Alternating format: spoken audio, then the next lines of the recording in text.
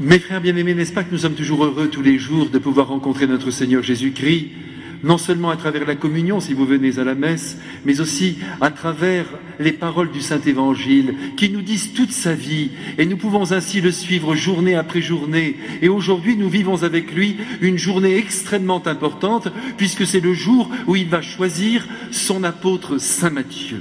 Je voudrais, mes frères bien-aimés, que vous voyiez bien la situation. Elle est extrêmement simple. Je vous rappelle que Jésus a l'intention de sauver tous les hommes. Et pour les sauver, il les appelle à lui, tout simplement. Il les rapproche de son cœur. Quand il appelle un être, ce n'est pas simplement pour lui confier une mission, c'est pour le sauver lui-même. Quand vous sentez au fond de votre cœur que Dieu vous demande de prier, c'est pas parce que c'est très important de prier, ce n'est pas parce que si vous ne priez pas, vous ne pourrez pas faire du bien auprès des êtres qui sont près de vous.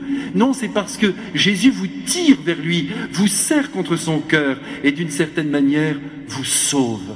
Et aujourd'hui, en passant, alors que la foule est autour de lui et qu'il s'apprête à enseigner pendant des heures et des heures, en passant, il aperçoit cet homme qui s'appelle encore Lévi et qui est là en train de compter son argent.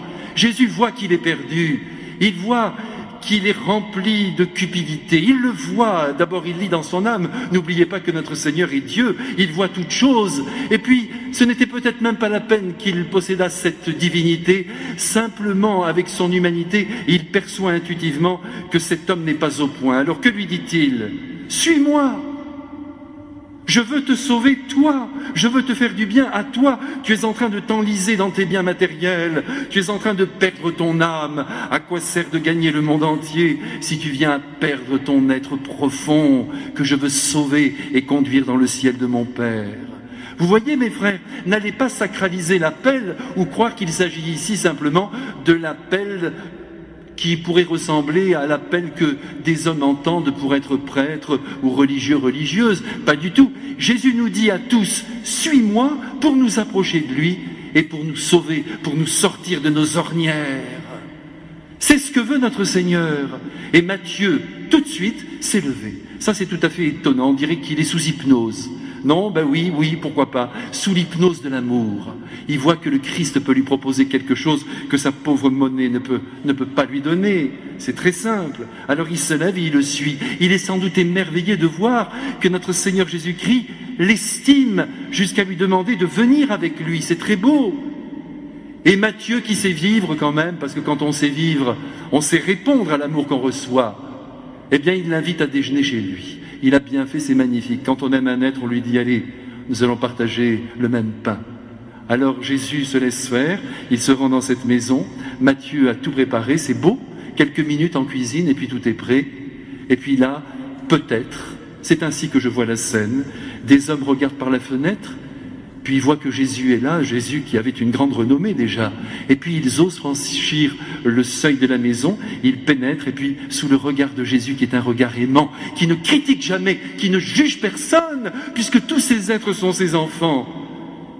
Eh bien sous cette folie d'amour qu'ils aperçoivent maintenant dans les prunelles du Christ, ils se mettent à table autour de lui et ils sont heureux. Voyez comme c'est beau, mes frères. Personne n'échappe à l'amour du Christ.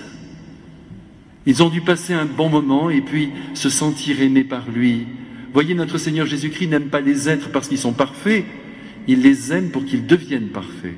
Et nous, quand, avec les êtres que nous rencontrons, nous en excluons quelques-uns parce que nous ne les trouvons pas suffisamment catholiques, allons-y. Vous me comprenez quand je dis ça? On dit non, ils ne peuvent pas être de nos amis, puisqu'ils ne voient pas la vie comme nous.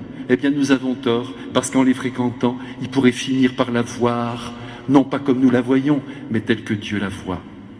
Il y a là des pharisiens, des scribes qui ne sont pas contents parce qu'ils voient que Jésus mange avec des personnes infréquentables, qui ne sont pas respectables.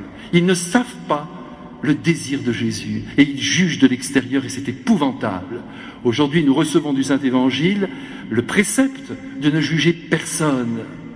Vous savez, j'ai fréquenté pendant des années, pardonnez-moi cette petite confidence, un prêtre qui était aveugle.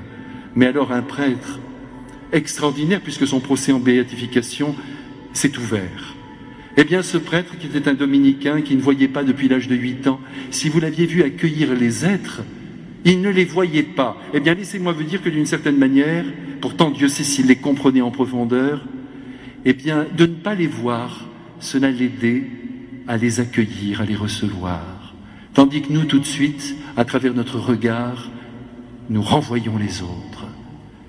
Je vous l'ai dit, il va être béatifié, ce bon Père Perrin, fondateur de l'Institut Caritas Christi, contenant 1700 femmes vivant dans le monde comme le levain dans la pâte. Eh bien nous, mes frères, il faut que nous soyons un peu aveugles, que nous laissions tomber un peu toutes nos idées et que nous épousions enfin celle de notre Seigneur. Jésus nous donne l'exemple. Et vous avez vu le beau cadeau qu'il fait aux pharisiens, parce que, voyez, il ne les prend pas à rebrousse-poil. Il faut faire attention, il ne faut scandaliser personne. Les pharisiens ne comprennent pas. Comment peux-tu manger avec des pécheurs? Jésus répond, mais vous n'avez pas compris. Ce ne sont pas les gens bien portants qui ont besoin du médecin, mais ceux qui sont malades. Autrement dit, ils sont malades, puisqu'ils sont malhonnêtes. Il n'y a rien de pire, mes frères, sur la terre que la malhonnêteté. On va chercher 1000 péchés. C'est l'honnêteté foncière qui dit la beauté d'un être. Matthieu, il piquait dans la caisse, donc ça ne va pas. On ne peut pas lui faire confiance. Jésus vient pour le sauver, il l'aime, et il sait que ses actes peuvent demeurer dans le temps du passé et ouvrir sur un autre temps où l'honnêteté fleurira. Jésus dit donc, laissez-moi faire, et puis quand même à la fin, il envoie une petite pointe.